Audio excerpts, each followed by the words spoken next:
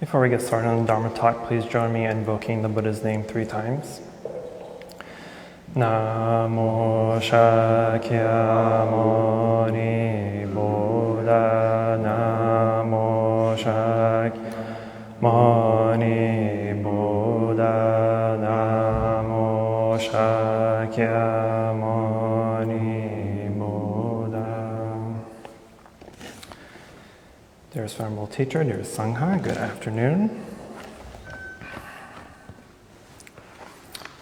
Today we're going to finish up the last path of the Eightfold Path, right concentration. And last time we went over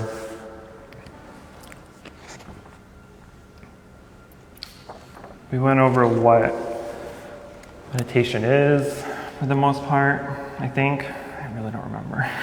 But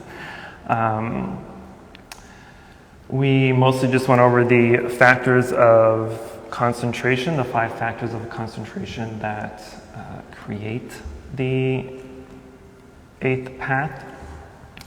And those factors are initial application of mind, sustained application of mind, rapture, happiness, and one-pointedness.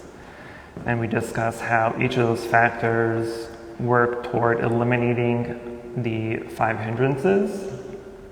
The 5 hindrances are the obstacles that arise during our meditation practice or during our practice in general. And those 5 hindrances, again, are desire, ill will, worriness, doubt, and restlessness. So each of the 5 factors of concentration work toward eliminating those hindrances. And those hindrances need to be eliminated, eradicated completely in order to be in actual meditation, right? And so part of the in right concentration is attaining higher levels of concentration called jhana or dhyana in Sanskrit. And these are the states of mind that allow us to go into meditation to attain samadhi, right, one-pointedness concentration, and allow us to use that samadhi to attain insights using vipassana, insight meditation. And so in Theravada Buddhism, there are 8 levels of concentration. 8 levels of dhyana. In Mahayana, there's 9. So it's including the Theravada 8 levels plus the 9th level. And we'll go over some of those levels today. And again, I'm only going to go over in semi-detail the first 4. Because as I mentioned before, I don't teach something that I have not experienced or mastered. So I can only go so far. But I'll try to give enough information for you to hopefully understand what I'm talking about. So after the last 4, I'm going to have to cut it short because I don't know what I'm talking about. But as we continue to practice our meditation and we start to mastering our techniques, mastering the methods that we use, we are trying to establish a state of mind called Upakkara Samadhi. Upakkara Samadhi is access concentration. And so if you've been to our meditation classes, access concentration is the big topic of the year. This is what we've been trying to achieve. Access concentration, like it sounds, gives you access into the preliminary states that we need to attain the higher levels of meditation. It's an access concentration where we master being able to stay fully concentrated with our object in meditation. It is the state of mind where our thoughts are very subtle, they're kind of wispy and in the background, and they don't tend to take over our entire session, right? Because if you've noticed, if you've attempted to meditate, that it is highly impossible to completely stop thinking, right? To completely stop our monkey mind from monkeying around, right? But as we go through and master our practice and go through these different levels, we get to a certain point where that thinking does stop, right? But other different energies start to replace it. But eventually we will get to the stop thinking. But anyway, in access concentration at least, we are highly aware of the thoughts that arise. We're highly aware of things that arise that cause us distraction, the feelings that arise, the sensations we feel. We're very highly aware of those things, right? Our mindfulness becomes very strong in access concentration. And access concentration is going to be needed. You have to master that in order to get to this first level of jhana, right? And so in access concentration, we still have those 5 factors, right? The initial, sustained, rapture, happiness, and one-pointedness. These 5 factors will stay through the first 4 levels of meditation, or 4 levels of jhana. But each level, we master a certain factor, and then eventually it gets dropped, right? Because each level of jhana requires a certain type of factor needed to get to that point, but it also needs to drop factor, right? So you're kind of giving and taking as you go on. And so the first 4 set are called the 4 jhanas, right? The meditation absorptions. They are the 4 immaterial or formless states. Form states called rupa dhatu. The second 4 or 5 in our case is the formless states, arupa dhatu. And I'll read a quote here from the sutras that the Buddha explains or gives a definition of what right concentration is. And the quote says, "And what, monks, is right concentration? Herein, secluded from sense pleasures, secluded from unwholesome states, a monk enters and dwells in the first jhana, which is accompanied by initial and sustained application of mind and filled with rapture and happiness, born of seclusion.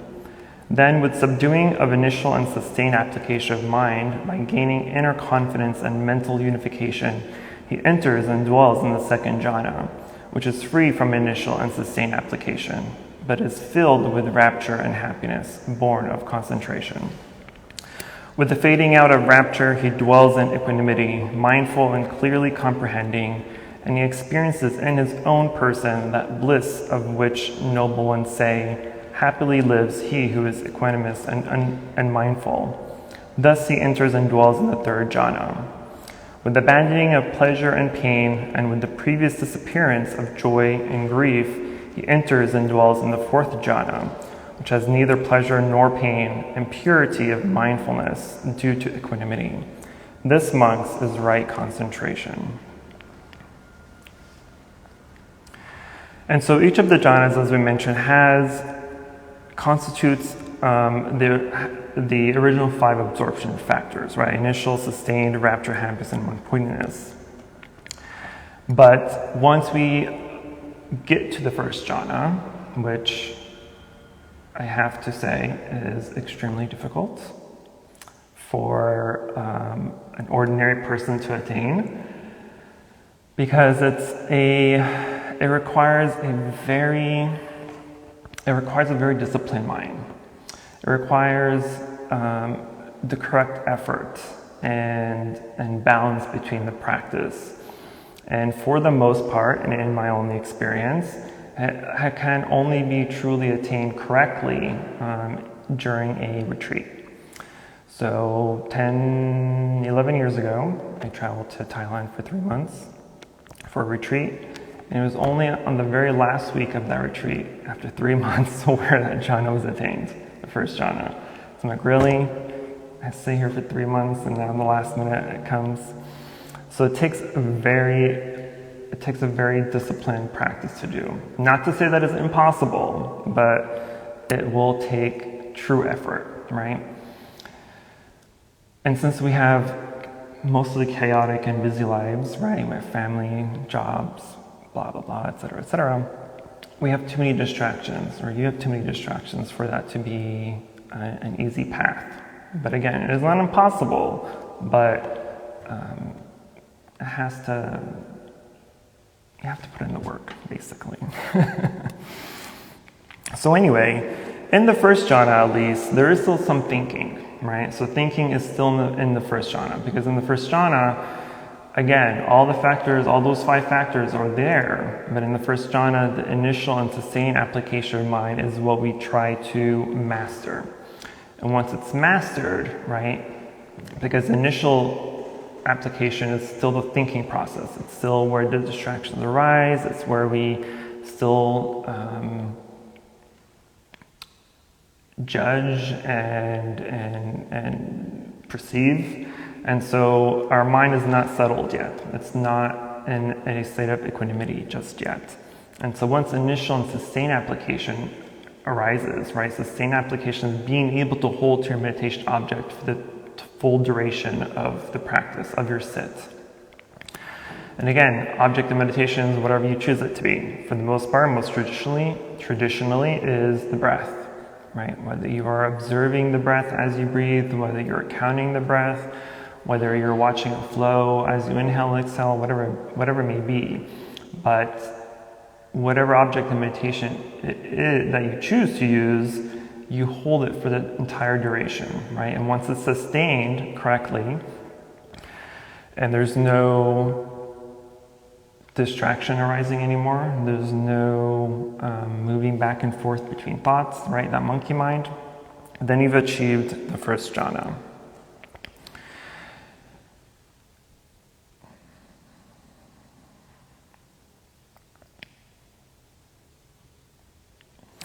And so once our faculties of that initial and sustained have become mature, then those 2 factors subside, and then we are able to enter the second jhana. And the second jhana only contains 3 of those 5 components: the rapture, happiness, and one-pointedness. And there's still other feelings that arise, but they're not strong enough to take over. Mostly they're good feelings that arise. And in this case, it's confidence in your practice, right? Because now you've noticed that you've sustained your object of meditation for the entire period. Your confidence in that, knowing that what you're doing is correct and that you're going, or at least are on the right path, right? And then as we're in the second jhana, our mind becomes much more tranquil, right? And becomes more unified. Now we're able to truly sustain and be in the object for the entire duration of our session. But it's still, as you sit in meditation, you still know that it is not enough, right? And so this time, as we continue to practice the concentration, we overcome rapture. Because rapture in the second jhana is what takes over, right? And so what is rapture in this case? Rapture in this case, or at least in the meditation, it is the feeling of almost like ecstasy, of really heightened joy, right? And so when we start feeling some of this when we sit for longer periods of meditation, and you're able to feel this very subtly in access concentration, right? Because it's a feeling of goodness somewhere, right? It's just somewhere in your body, it just feels very calm, very good, right? It's a good feeling. For the most part, at least for me, it's always in my hands, right? In my hand area. I feel just very calm. I feel like my hands don't even exist. They're just like my hands are severed.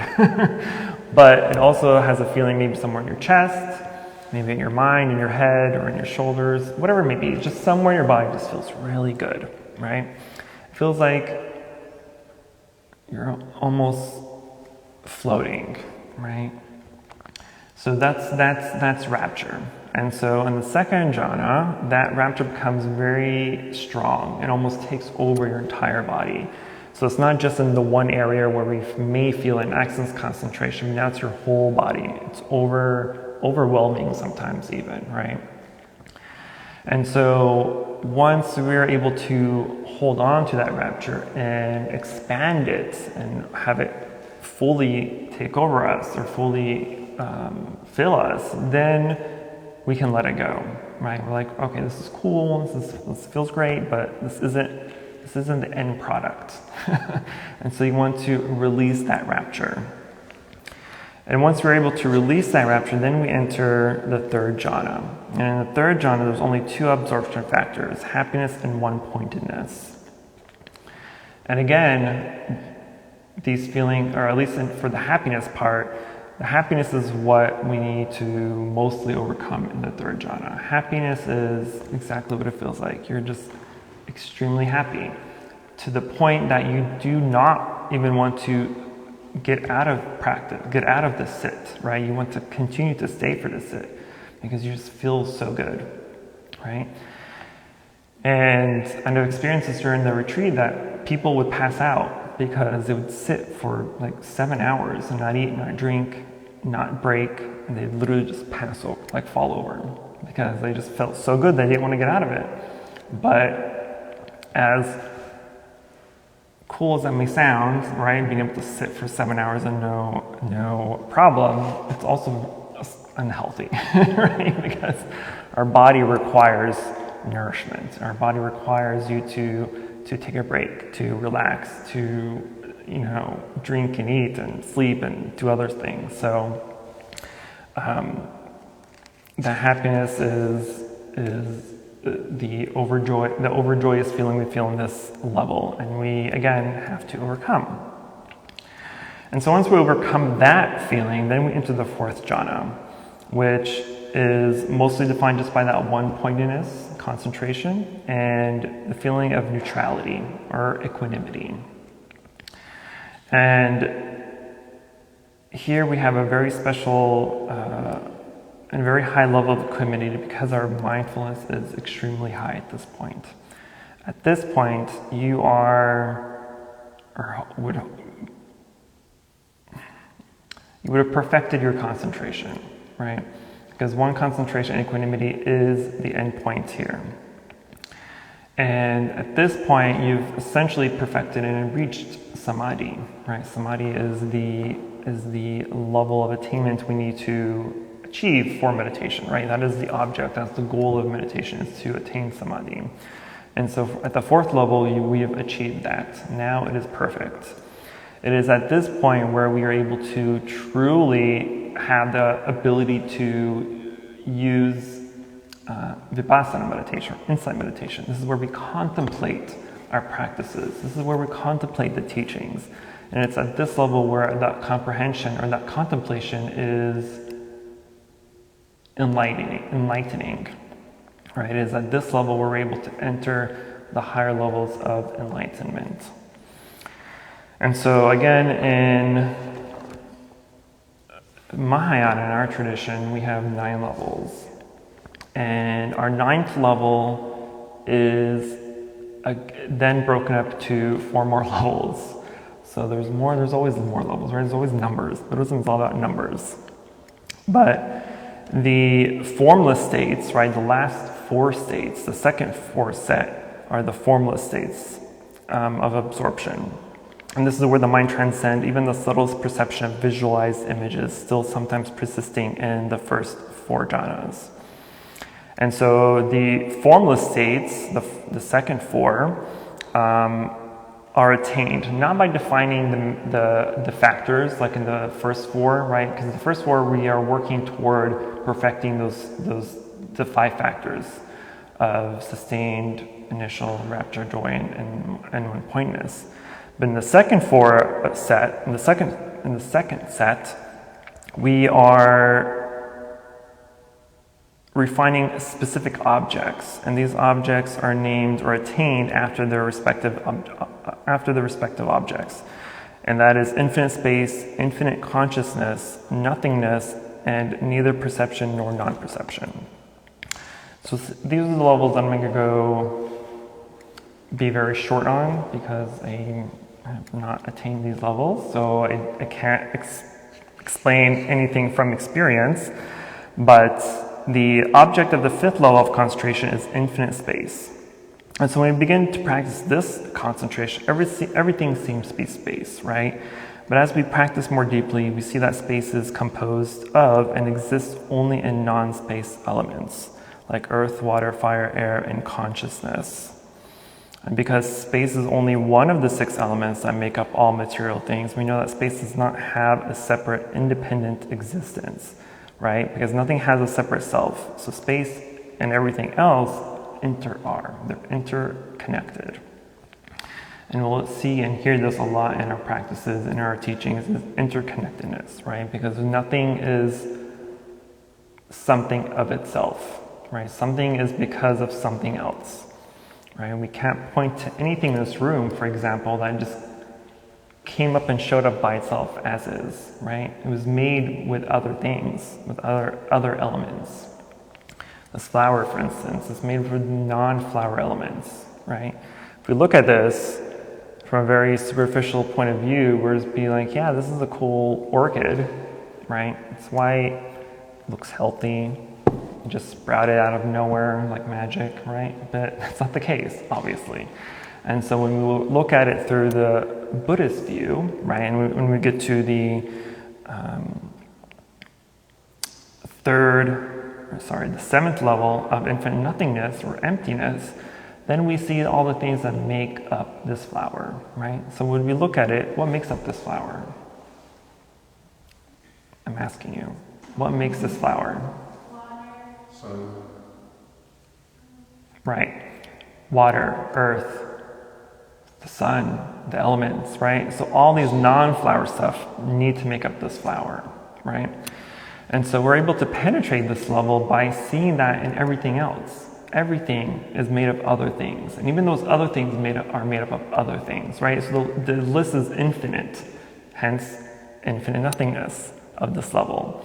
And so when we're able to penetrate that and see that everything in life is that way, then it's easier to become unattached to things, because we know that they come and go, are made up of other things that we may not see as important, right? Our phones, for most people, is a very important object to you, right? Your entire life, our entire lives are on our phones. But if you took the phone apart, the individual pieces of the phone are not as important as the phone holistically, right? And so it's the same thing with everything else in life.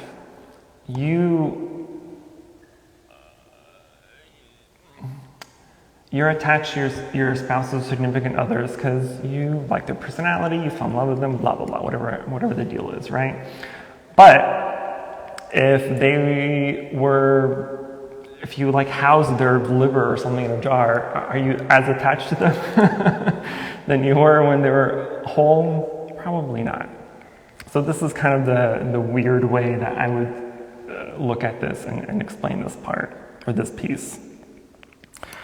And the 6th level of concentration is infinite consciousness, right? And same with infinite space, we see that consciousness also is earth, is water, is fire, and air, and space. So what is true of space is also true of consciousness.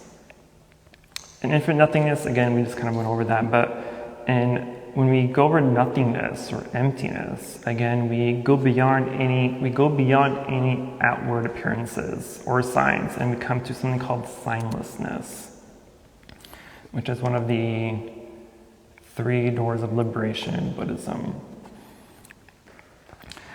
And the 8th level concentration is that of neither perception nor non-perception. And so we recognize that everything is produced by our perceptions, which for the most part are usually erroneous. They're wrong perceptions.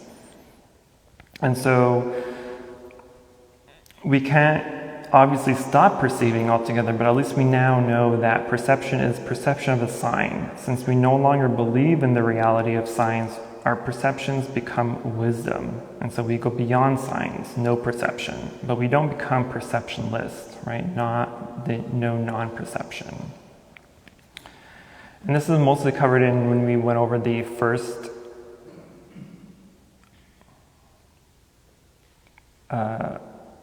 path, right? Right view. Right view, we discussed how our perceptions are usually sometimes wrong because they're very subjective, right? When we see things, we are seeing things with our own feelings, our own judgments, our own biases, right? So for me, this flower is beautiful. But to you, this flower may be the most hideous thing you've ever seen in your life, right? So who's right? Who's wrong? And there's no right and there's no wrong. It's the same thing we see or do with anything in life. When we meet a new person for the first time, right? We always say, oh, make a good first impression. Because for the most part, our first impression does make the biggest impact. Because every time you see that person after that first impression, you're going to automatically judge them according to their first impression, whether that first impression was good or bad.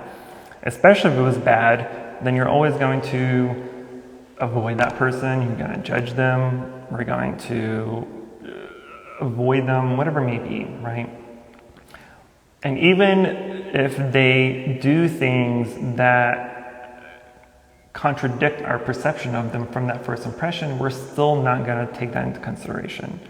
If we find out that this person is actually a very good person, they're a hard worker, they do their job correctly, but because we had a first bad impression of them, all those positive things about them just kind of go over, and we just ignore that, right? And so our perception, even though we've proved itself incorrect or wrong, our mind's like, nah, it's cool, we still hate them, even though we shouldn't.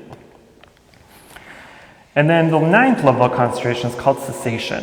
Cessation here means the cessation of ignorance in our feelings and perceptions, not the cessation of the feelings and perceptions, right? And this concentration, in this concentration, where wisdom is born. This is the concentration. This is the level where we are able to attain enlightenment. So this is where it kind of there's a sub list of 4, right? And these are the 4 first levels of enlightenment. The level of Sotapadana, Anagamin, Sakaradigamin, Arhat, right? The stream enter, the once returner, the non-returner, and the Arhat. These are the 4 levels of enlightenment, the first 4 levels of enlightenment. But it's at the 9th level that these are able to be attained. And so at this point, at this 9th level, this is where we have to do a few different things in order to even be able to attain enlightenment.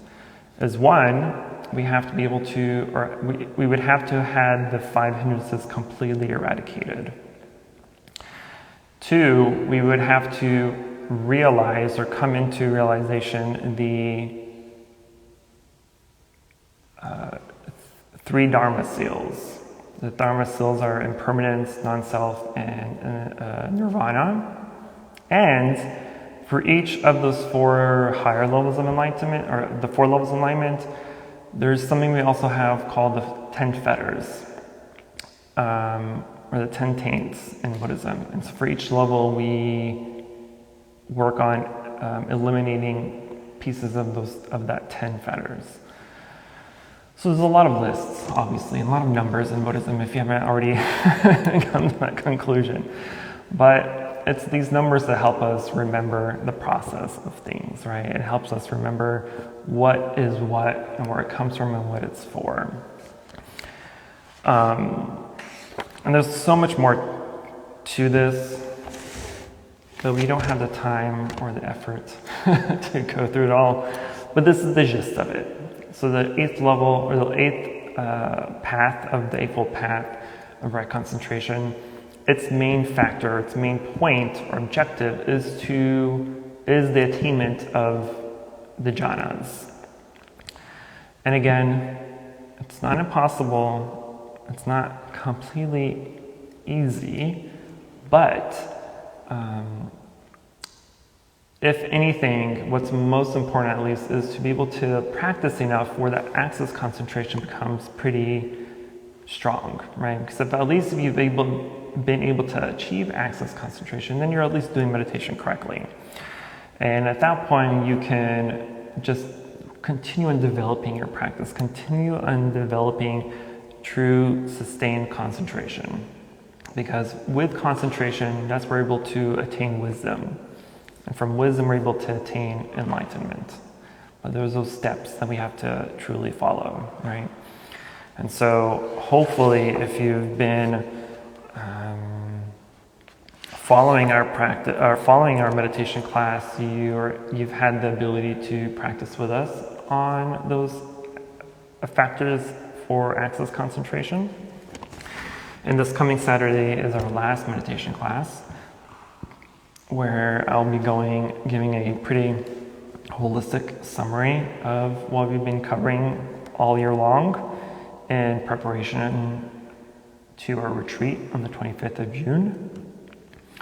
And then for all the Saturdays leading to the retreat, we'll still have meditation class, but there won't be any discussion. It'll just be straight up meditation. So we'll just meditate and practice together for an hour to help you prepare for the retreat. Okay, I'm gonna stop talking now. Any questions, concerns, emotional outbursts?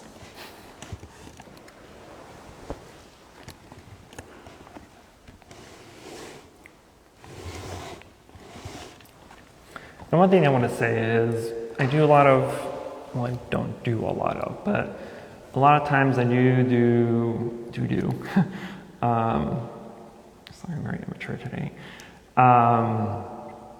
One-on-one sessions with some people who have questions or need guidance in meditation. And there have been a handful of occasions where people would come up to me and ask, or at least state that they've attained the first, second level of jhana.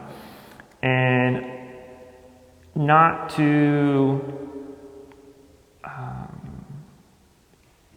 discourage people, but I always ask them to describe their experience. And unfortunately, for the most part, most of the time, they really did not achieve any jhana. If anything, they've achieved access concentration. Because in access concentration, if you do it correctly, if you've mastered it, you do get to a point of no, or can get to a point of no thinking, right? Of no, or the ability to recognize and be aware of distractions immediately, right? Because we have to remember that meditation is not necessarily about being able to not think, right? Because it's, as we said, it's impossible to not think. So the goal is really not to not think, but to know that we're thinking, right? And that's really the objective here, because we're really trying to master our mind, master how our mind works. And part of that mastery is being able to recognize what goes on in our mind during the meditation. And so as we sit in meditation and we're working with our object of meditation and distractions arise, then we simply, as quickly as possible, try to recognize and see the distraction, right? And we always want to give it a label. And I always say labeling becomes very important. So as we're sitting and meditating and we hear the door open, we hear someone walk in, we hear people whispering, whatever it may be, instead of engaging in that thought process, instead of entertaining that thinking, that thought, right? And we think and sit there, who opened the door? Who dares disturb my meditation? Who's talking while we're meditating? Why is the dog barking? Whatever it may be, right? Instead of entertaining those thoughts, we simply want to just recognize it, be mindful of it, and label it something. Whether you label it sounds, or door, or speaking, or dogs, or barking, whatever it may be, simply just give it a one-word label and let it be. Because once you recognize that the thought is there and once you label it, it'll naturally just go away. And we want to continue doing that and continue doing that. And so I always say that when we're meditating, right, our object of meditation is always in the foreground. It's what we're paying attention to the most. And all those distractions, all the feelings and sensations are in the background.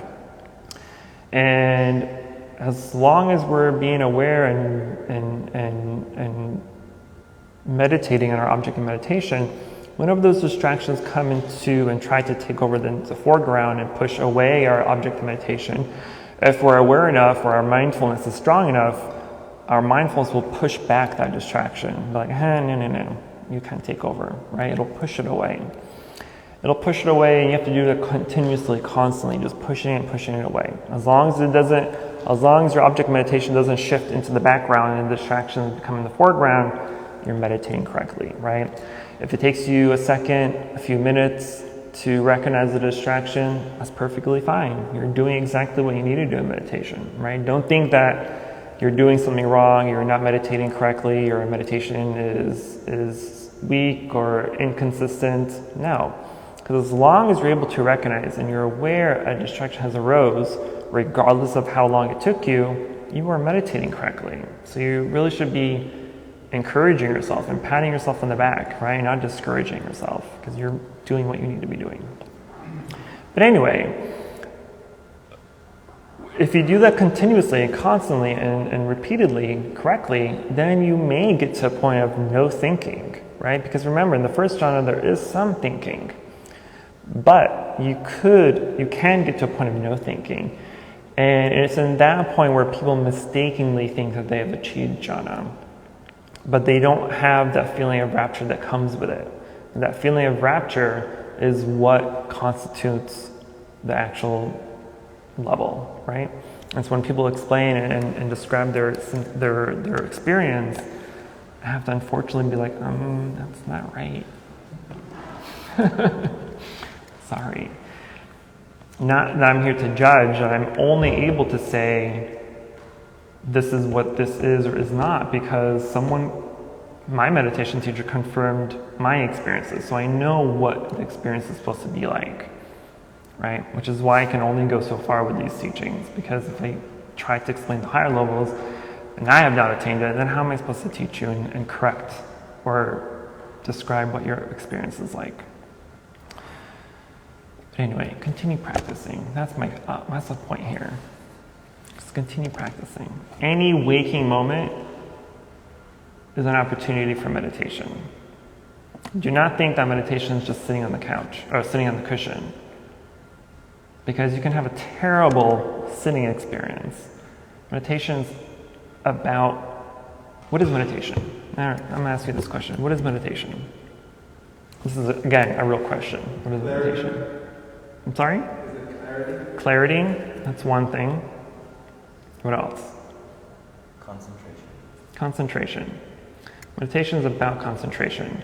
And so what do you do when you drive, when you cook, when you do laundry, when you are doing homework or working? What are you doing? You're concentrating, you're focusing, exactly. You're focusing on one thing at a time. And that's what meditation is. So anything you do can become meditation. Right? Because if you're not focusing and being aware or being mindful of what you're cooking, because you're distracted, you're multitasking, you're trying to take care of your kid, whatever, you burn the food. That's no longer, you've ruined your meal. Right? If you're not paying attention when you're driving and not concentrating and focusing on just driving, and you're multitasking, you're talking, you're dancing, you're singing, you're TikToking, whatever you're doing, you may cause an accident. Right? And so concentration is focusing, being aware of one thing at a time. And so anything you do with that type of focus becomes meditation. So take joy in the small, mundane things you do. Brushing your teeth, taking a shower, changing your clothes. Any little thing becomes meditation. As long as you're being aware and you're focusing, you're becoming mindful of what you're doing. Be mindful of what you're eating. Be mindful of, as you're eating, be mindful of how you're chewing, what you're chewing. The taste that you're tasting, right? And as you're drinking the same way, when you're driving, you're being mindful of the road, you're being mindful of the people around you. So anything you do becomes meditation. And so as you allow that to become habit, right, then you just do these things automatically. Now you're meditating and being mindful automatically without having to remind yourself to be mindful. Because to be mindful 24/7 is very difficult, obviously. You can't always remember to be mindful. But if you do it enough consistently, then it becomes habit. Then it becomes easier. Okay, I'm going to truly stop now. Yes, sir? Are you on track if it leads to deep sleep? Are you on track if it leads to deep sleep? I'm sorry? Was that your question? Like are you on track if you are meditating and it leads to sleep? Then that's not meditation. Sleep is one of the 5 hindrances. It is part of sloth and torpor, or laziness, or sleepiness. So sleepiness is one of the 5 hindrances. So it is a hindrance because it's an obstacle towards your meditation. If you're sleeping during your meditation, it's an obstacle. You're not meditating. So should you reserve that day to meditate and not do it at the end of the day? That's all about you, right? And meditation is really about experimenting and finding what works for you. Because there's meditations to counteract the hindrances, right? So you can use a meditation to counteract whatever hindrance is arising, or to make it easier on yourself, figure out when the time of day is going to be most beneficial for you, where you're awake enough, where you're energized enough, but not too energized, because too much energy is also one of the 5 hindrances. So you really have to have and be balanced in the meditation. So I always encourage people to experiment with different types of meditation, the different times of day, the location, the way you sit or walk. You have to experiment because there's no one way. That's why we have dozens, hundreds of different meditation methods, because there's no one way that works best. There's only ways that work best individually for you. So you have to try what works for you. Personally, early morning, obviously, because we already wake up early morning, is the best time for most people, I think, in my experience. Yes. You can also use the word awake. For what? For meditation. Or being aware that you're in the present moment right here, right now. Because when we're dreaming, we're not here right now, we're off somewhere in the dream. Right. We're not right here, right now. Yeah. So it's an awareness that we're present.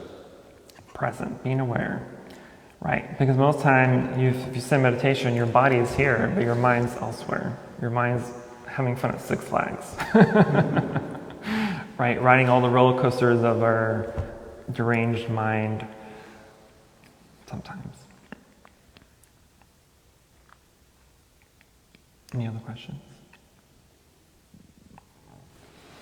Okay, well, I encourage everyone to attend our last class on Saturday, 10 a.m., and then join us for meditation every Saturday up until our retreat, which is on the board. If you want some more information, you have to register. But if there's no other questions, then we will transfer the merit and go to chanting. Namo Shakyamuni Buddha, Namo Shakyamuni Buddha, Namo Shakyamuni Buddha. For any positive karmic action we've accumulated here today, we wish to transfer the merit to all sentient beings and wish them full enlightenment.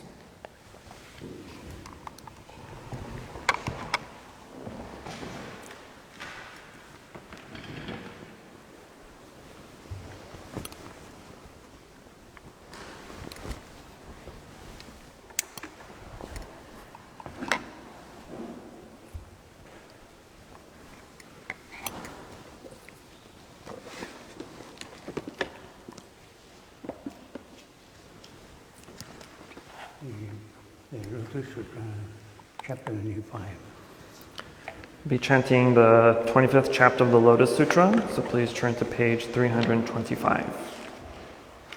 I'm sorry, 353. 253, sorry. 253.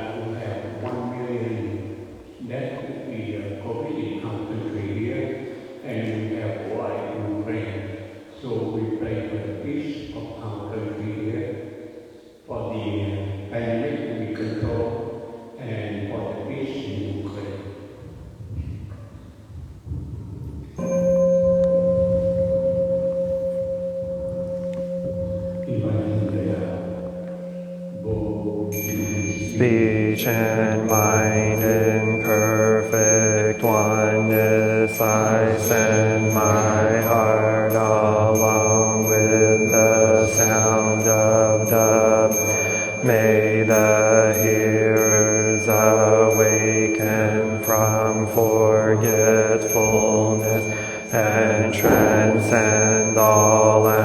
anxiety and sorrow. Listen, listen, this wonderful sound brings me to my true home. Gratitude we offer this incense to all Buddhas and Bodhisattvas throughout space and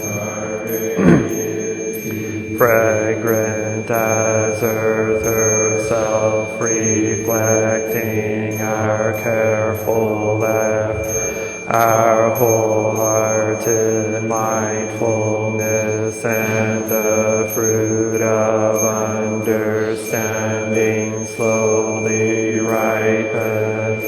May we and all beings be companions of Buddhas and Bodhisattvas. May we awaken from forgetfulness and realize our true home.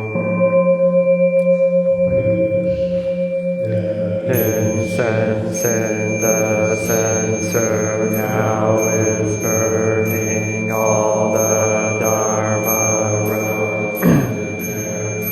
Place auspicious clouds appear, our sincere intention thus fulfilling. As all Buddhas now show their perfect body, homage to the incense cloud canopy, Bodhisattva and great Bodhisattvas.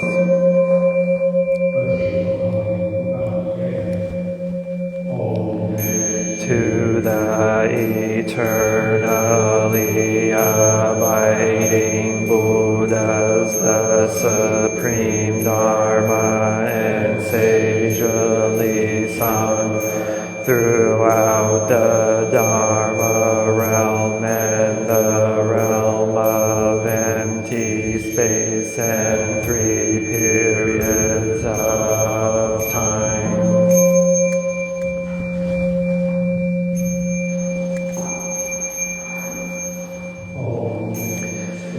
The fundamental teacher Shakyamuni Buddha Maitreya, honored future Buddha Manjushri, great wisdom Bodhisattva, universal great conduct Bodhisattva, all Dharma guarding Deva Bodhisattvas, and the glorious mountain assembly of Buddhas and Bodhisattvas.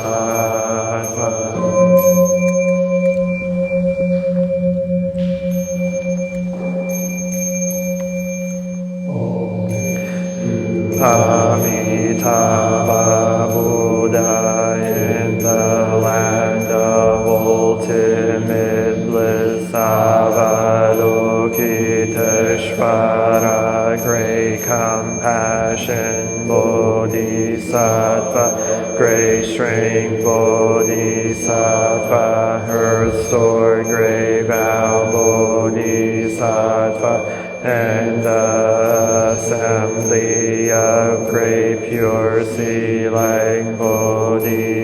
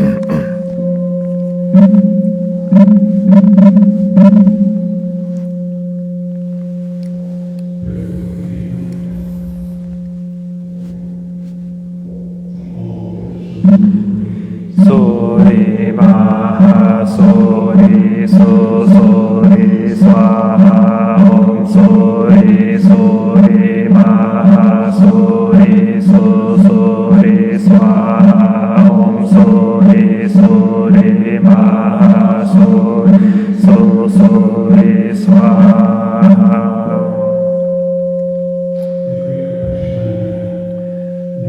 More compassionate Buddhas and Bodhisattvas. Namo, great compassionate Buddhas and Bodhisattvas. Namo, great compassionate Buddhas and Bodhisattvas.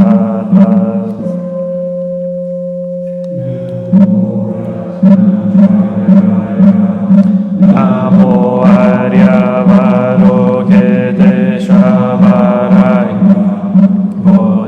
Bodhisattvaya, Mahasattvaya, Mahakarunikaya, Om Sarvaravaye, Sudanadasya, Namaskritvahi Mamadya, Parokiteshvara Ramdava, Namo Narakendi, Mahavat Swami Sarva Arhatu Shubham Ajiyam Sarva Sattva Namo Vastava Namo Bhagamavan Tadyatha Om Avaloke Lokate Karate Sattva Sarva Sarva Paramada Mahi Mahi Hridayam Guru Guru Doro Doro Vishati Maha Vishati Dara Dara Dirinishvaraya Chara Chara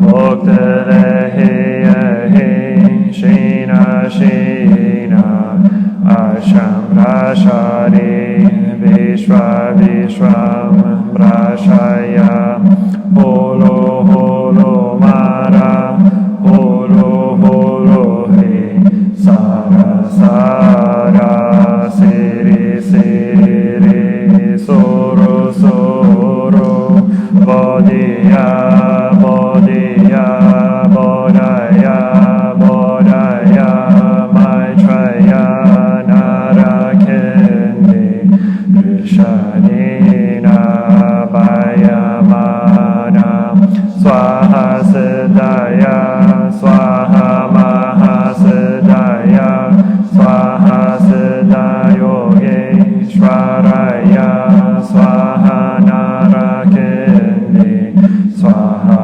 Maranara Swaha Sirasimha Mokaya Swaha Sarva Mahasiddhaya Swaha Chakra Siddhaya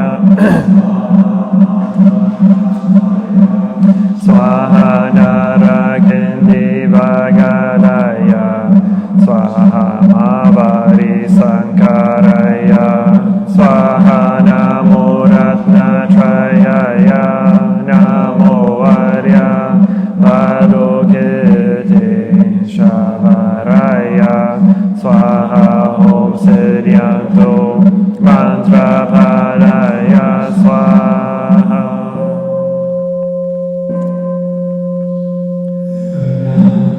Body is bringing morning light in concentration. My heart is at peace. A half smile is born on my lips. This is a new day and I vow to go through it in mindfulness. fullness, the sun of wisdom has risen, shining in every direction. Noble Sangha, diligently bring your mind into meditation. Namo Shakyamunaye Bodhaya. Namo Shakyamunaye Bodhaya. Namo Shakyamunaye Bodhaya.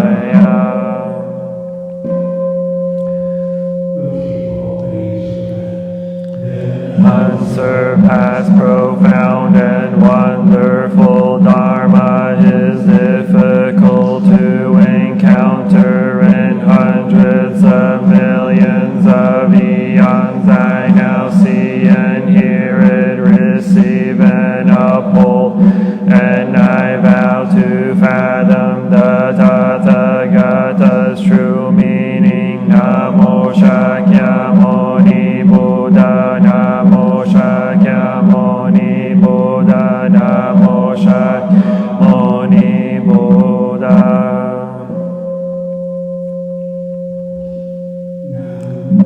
Lotus assembly of Buddhas and Bodhisattvas. Namo Lotus assembly of Buddhas and Bodhisattvas. Namo Lotus assembly of Buddhas and Bodhisattvas.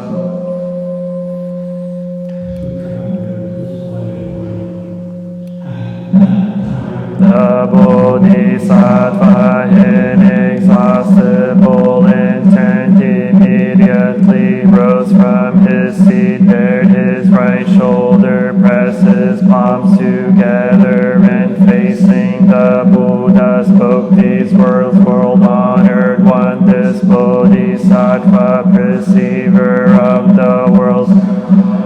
He called perceiver of the world sounds. The Buddha said to Bodhisattva, inexhaustible intent, could man suppose there are immeasurable hundreds, thousands, and thousands, millions of living beings who are undergoing various trials and suffering?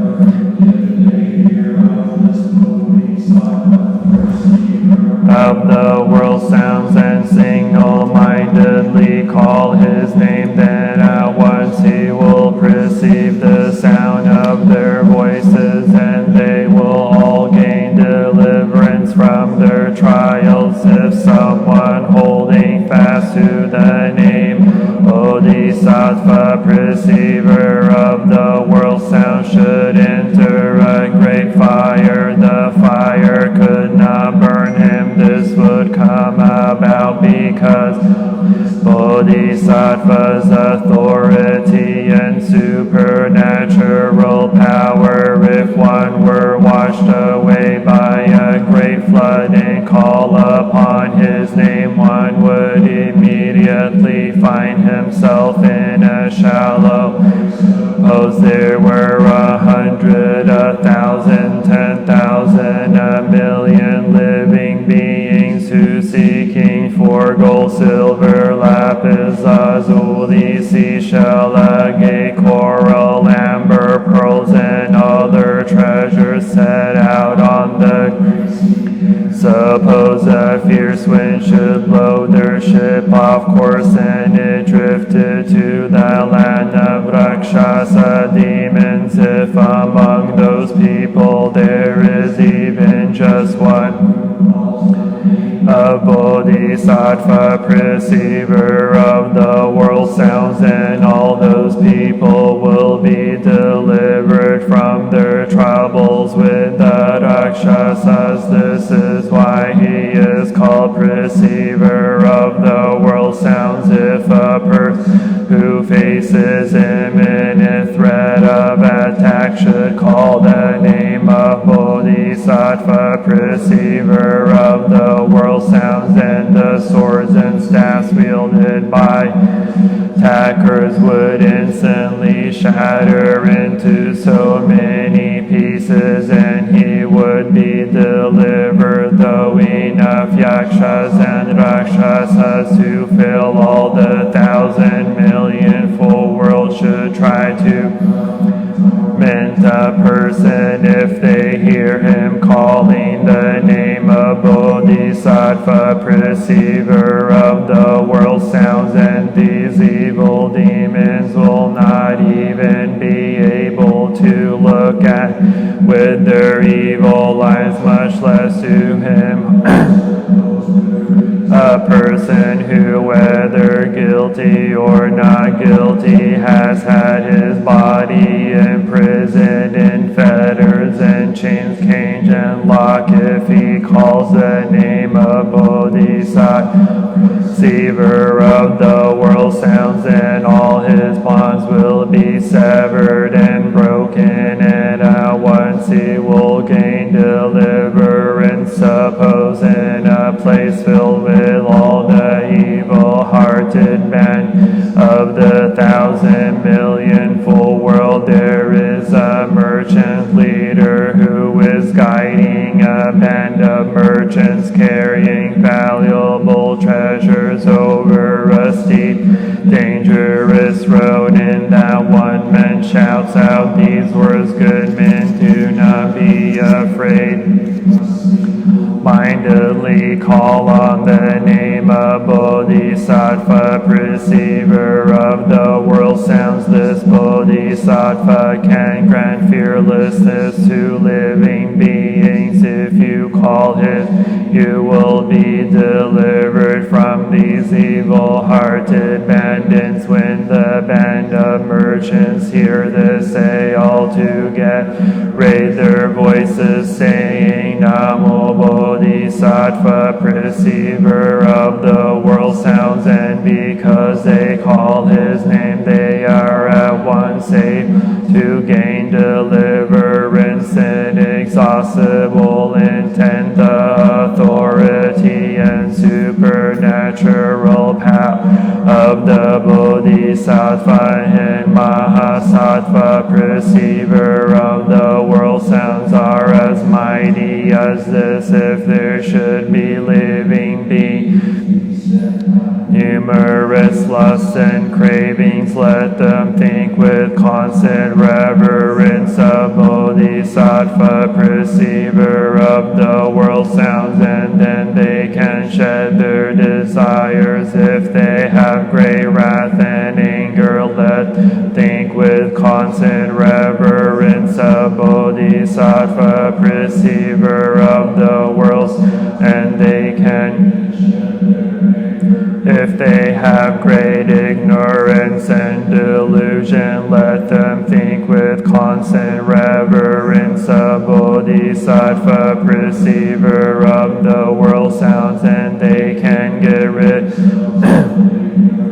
inexhaustible intent of Bodhisattva, perceiver of the world sounds, possesses great authority and supernatural powers, as I have, and can confer many benefits. For this reason, living beings should constantly keep the thought of him in mind. If a wishes to give birth to a male child, she should offer obeisance and alms to Bodhisattva, perceiver of the world sounds, and then she will bear us virtue and wisdom. And if she wishes to bear a daughter, she will bear one with all the marks of comeliness, one who in the planted the roots of virtue and is loved and respected by many persons. Inexhaustible intent, the Bodhisattva, perceiver of the world, has power to do all this. If there are living beings who pay respect and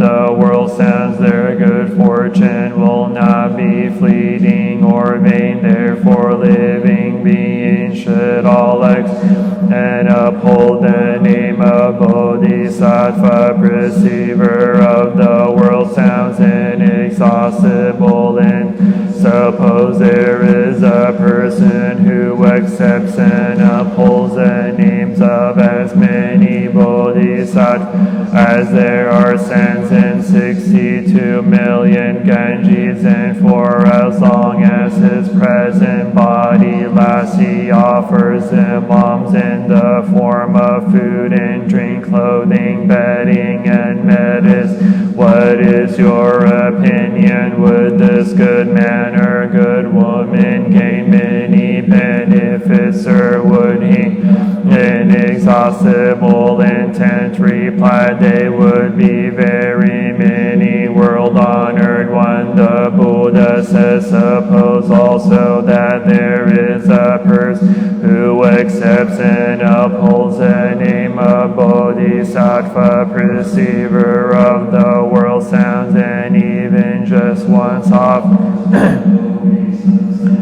the good fortune gained by these two persons would be exactly difference for 100, 1,000, 10,000, a million kalpas. It would never be exhausted or run out inexhaustible. And if one accepts and upholds the name of Bodhisattva, perceiver of the world sounds, he will gain the benefit of merit and virtue that is as immeasurable and boundless as this Bodhisattva, inexhaustible intent said to the Buddha, world honored Bodhisattva, perceiver of the world sounds, how does he come and go in the Saha world? How does he preach the law for the sake living beings? How does the power of expedient means apply? In this case, the Buddha said to Bodhisattva,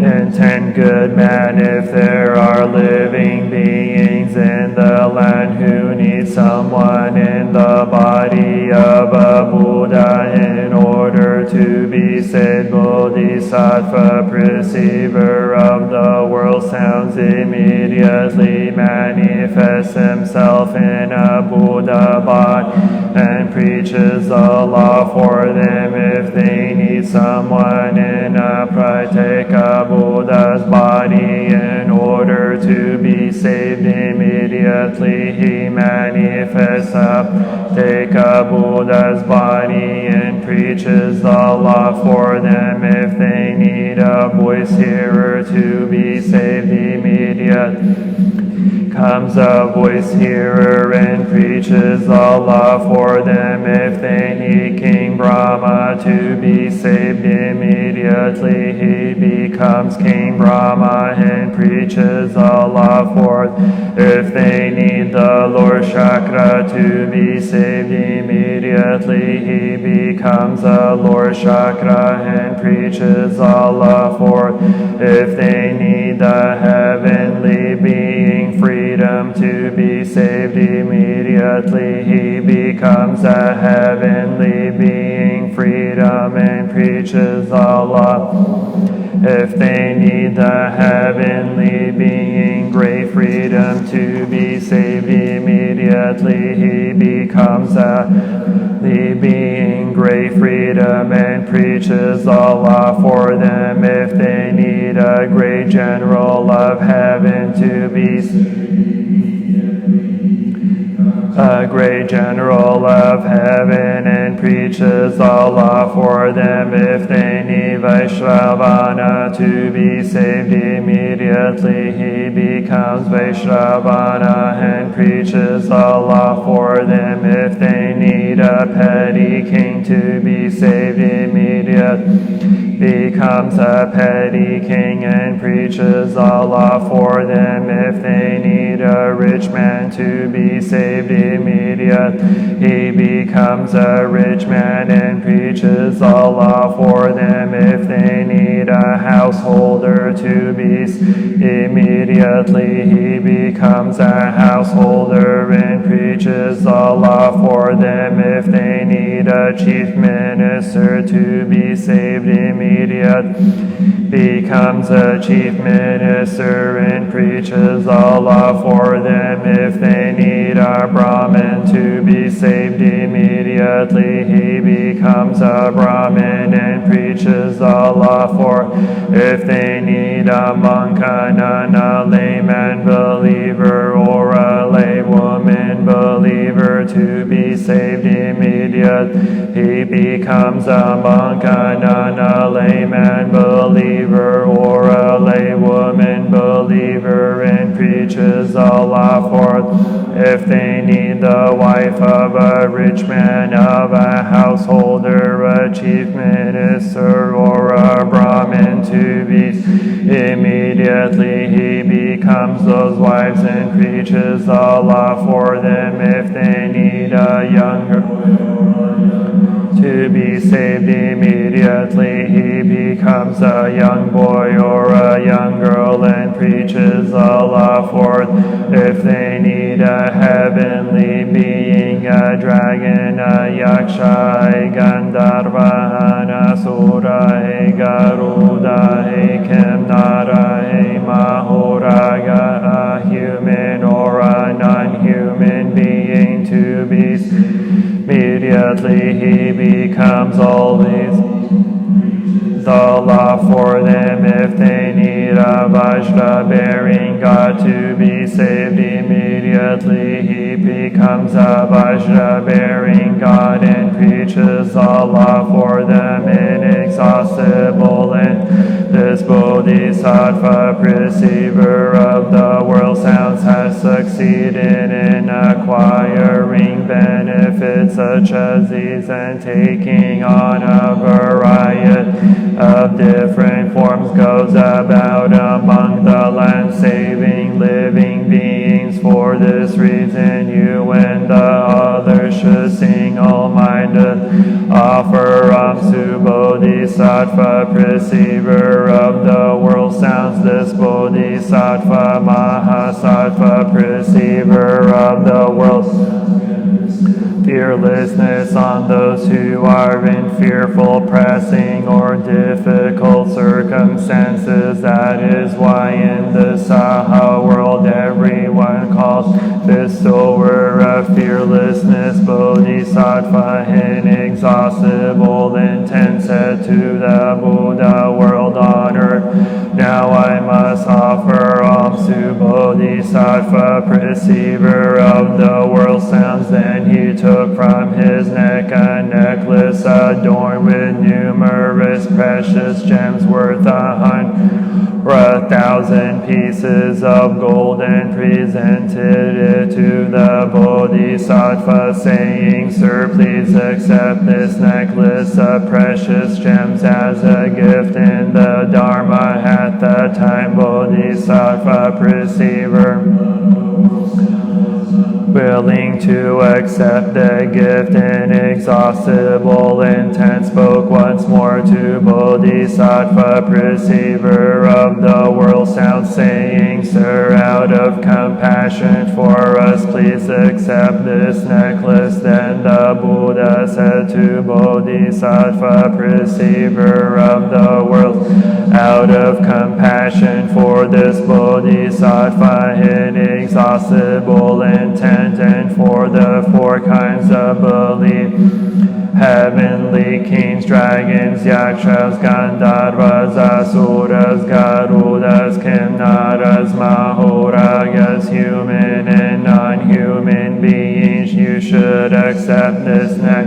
Thereupon Bodhisattva, perceiver of the world sounds, having compassion for the four kinds of belief, and the heavenly beings, dragons, human and non-human beings, and the was accepted the necklace, and dividing it into 2 parts presented one.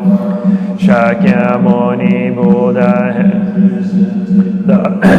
to the tower of the Buddha many treasures the Buddha said inexhaustible intent. These are the kinds of freely exercised supernatural powers that Bodhisattva, receiver of the world sounds, displays in his comings and goings in the Saha world. At the time Bodhisattva inexhaustible and posed this question in verse form: world honored one, replete with wonderful features, I now ask you once again, for what reason the Buddha son Bodhisattva, perceiver of the world sounds, the honored one, endowed with wonderful features, reply to inexhaustible intent in verse. Listen to the actions of the perceiver of. He responds in various quarters. His vast oath is deep as the ocean. Kalpas pass, but it remains unfathomable. He has attended many thousands and millions of Buddha, setting forth pure vow. I will describe him in outline for you. Listen to his name, observe his body, bear him in mind, not passing the time vainly, for he can wipe pains of existence. Suppose someone should conceive a wish to harm you, should push you into a great pit of fire. Think on the power of that perceiver, and the pit of fire will change into a pond. If you should be cast adrift on the vast ocean, menaced by dragons, fish, and various think on the power of that perceiver of sounds, and the billows and waves cannot drown you. Suppose you are on the peak of Mount Sumer and someone pushes you off. Think on the power of that perceiver of sounds, and you will hang in midair like the sun. Suppose you are pursued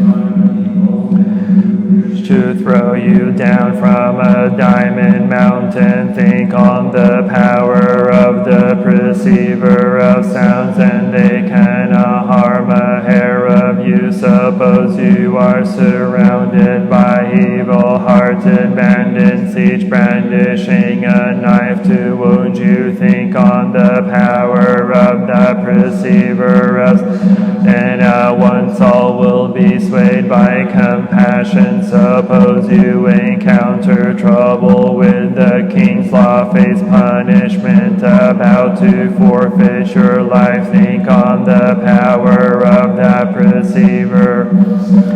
The executioner's sword will be broken to bits. Suppose you are imprisoned in cage and lock, hands and feet bound by fetters and chains. Think on the power of that perceiver, and they will fall off, leaving you free. Suppose with curses and various poisonous herbs someone should try to injure you. Think on the power of that perceiver of, the injury will rebound upon the originator. Suppose you encounter evil rakshasas, poison dragons, and various demons. Think on the power of that perceiver of sounds, and then not of evil beasts should encircle you, their sharp fangs and claws inspiring terror. Think on the power of that perceiver of sounds, and they will scamper in boundless retreat. If lizards, snakes, vipers, scorpions threaten you with poison breath that sears like flame, think on the power of that perceiver of, and hearing your voice they will flee of themselves. If clouds should bring thunder and lightning, lightning strike, if hail pelts or drenching rain comes down, think on the power of the perceiver. Moment they will vanish away if living beings encounter weariness or peril, immeasurable suffering pressing them down. The power of the perceiver of sounds, wonderful wisdom can save them from the suffering. He is endowed with transcendental powers and widely practices the expedient means of wisdom throughout the lands and the 10 directions. There is no region where he himself in many different kinds of evil hungry spirits or beasts, the sufferings of birth, old age, sickness, and death. He wipes out he of the true gaze, the pure gaze, the gaze of great and encompassing wisdom, the gaze of pity, the gaze of compassion. Constantly we implore him, constantly look up and reverence his pure life, free of land. Is a son of wisdom, dispelling all darkness. He can quell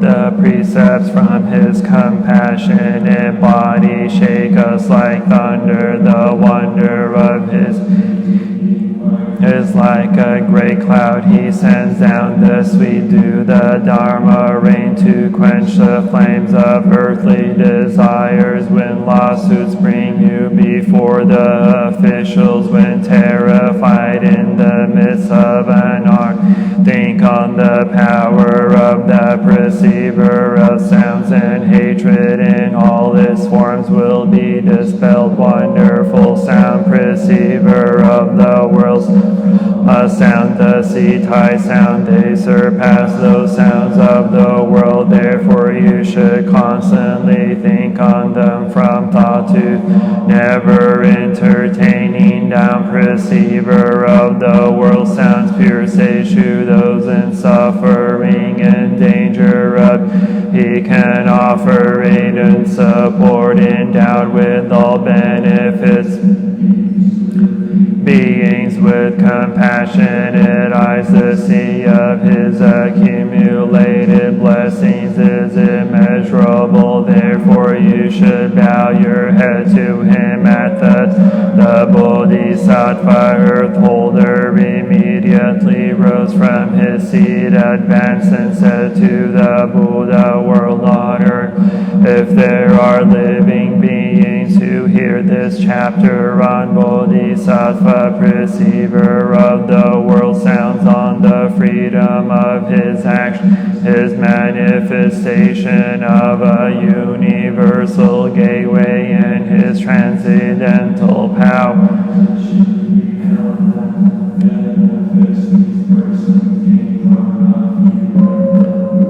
Precious chapter on the universal gateway. A multitude of 84,000 persons in the assembly all conceived determination to attain the unparalleled state of Anuttara Samyak Sambodhi. Om Mani Padme Hum, Om Mani Padme Hum, Om Mani, Om Mani Padme Hum, Om Mani Padme Hum, Om Mani Padme Hum, Om Mani Padme Hum. Namo Saptanam Samyak Sambuddha Kotinam Tadyata Hum Chade Chode Chonde Swaha. Namo Saptanam Samyak Sambuddha Tinam Tadyata Hum Chade Chode Chonde Swaha. Namo Saptanam Samyak Sambuddha Kotinam Tadyata Hum Chade Chode Chonde Swaha.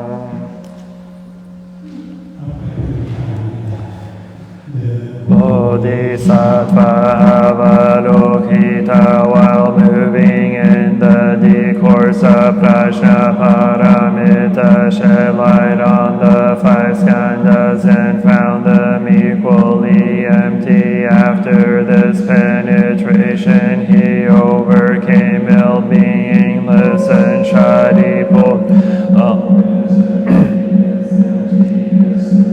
Form is not other than emptiness. Emptiness is not other than form. The same is true with feelings, perceptions, mental formations, and consciousness. Listen, Shadiput. All dharmas are marked with emptiness. They are neither produced nor destroyed, neither defiled nor neither increasing nor decreasing.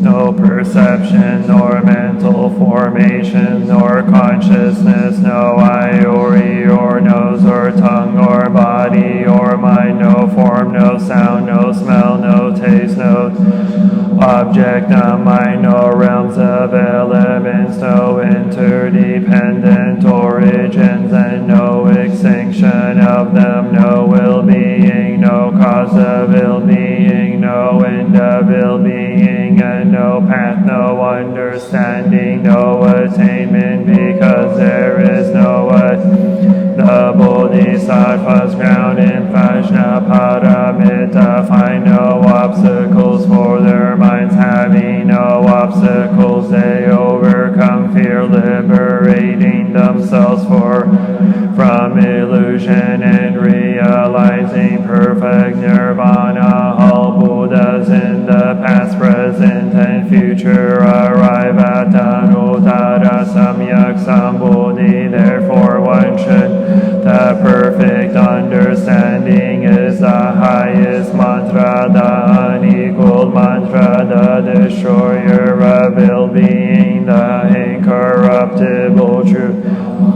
Prajnaparamita should therefore be proclaimed. Gate gate para samgate bodhi swaha. Gate gate para samgate bodhi swaha. Gate gate para samgate bodhi swaha. Namo amitabhaya tathagata yata amrita bhavi amrita siddham bhavi amrita vikranti amrita vikranta gamini gag kirta kare swaha. Namo amitabhaya tathagata yata amrita bhavi amrita siddham bhavi amrita vikranti amrita gamini gagana kirta kare swaha. Namo amitabhaya tathagata yata amrita bhavi amrita siddham bhavi amrita vikranti amrita gagana kirta kare swaha.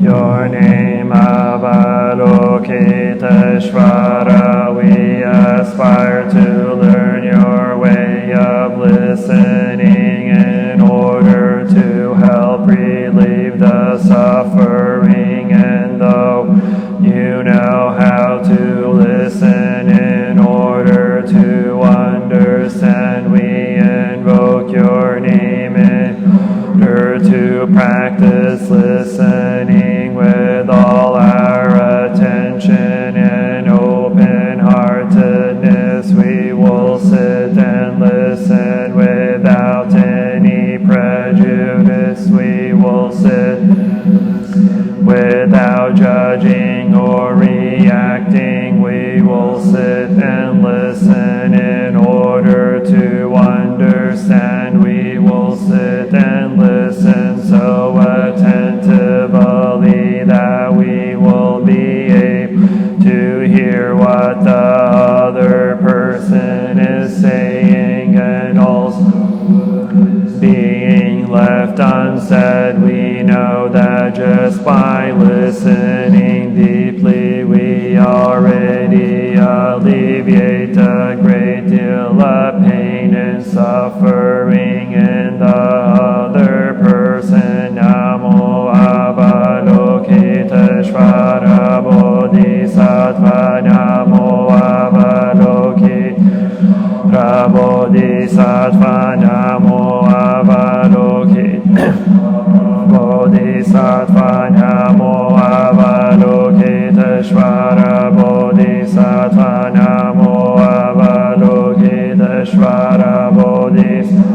Namo Avalokiteshvara Bodhisattva. Namo Avalokiteshvara Bodhisattva. Namo Avalokiteshvara Bodhisattva. Namo Avalokiteshvara Bodhisattva. Namo Avalokiteshvara Bodhisattva. Namo Avalokiteshvara Bodhisattva. Namo Avalokiteshvara Bodhisattva. Avalokiteshvara Bodhisattva. Namo Avalokiteshvara Bodhisattva. Namo Avalokiteshvara Bodhisattva. Namo Avalokiteshvara Bodhisattva. Namo Avalokiteshvara Bodhisattva. Namo Avalokiteshvara Bodhisattva. Namo Avalokiteshvara Bodhisattva.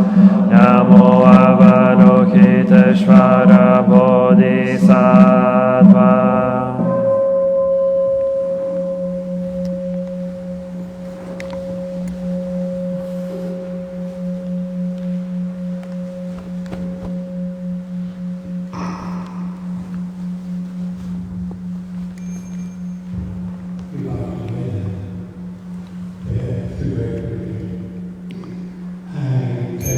Refuge in the Buddha, the one who shows me the way in this life. I take refuge in the Dharma, the way of understanding and of love. I take refuge in the Sangha, the community that lives in harmony and awareness.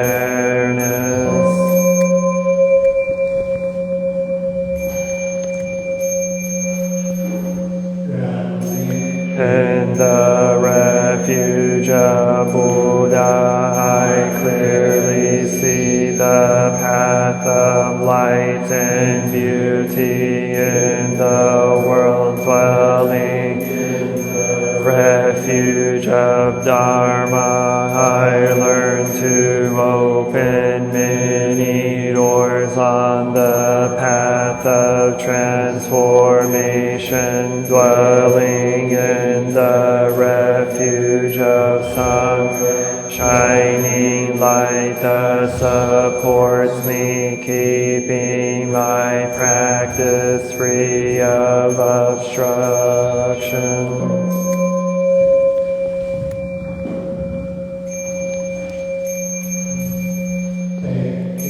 Refuge in the Buddha, in myself I aspire to help all people recognize their own awakened nature, realizing the mind of love, taking refuge in the Dharma. In myself I aspire to help all people fully master the ways of practice and walk together on the path of liberation, taking refuge in the Sangha. In myself I aspire to help all people build fourfold communities to embrace all beings and support their transformation.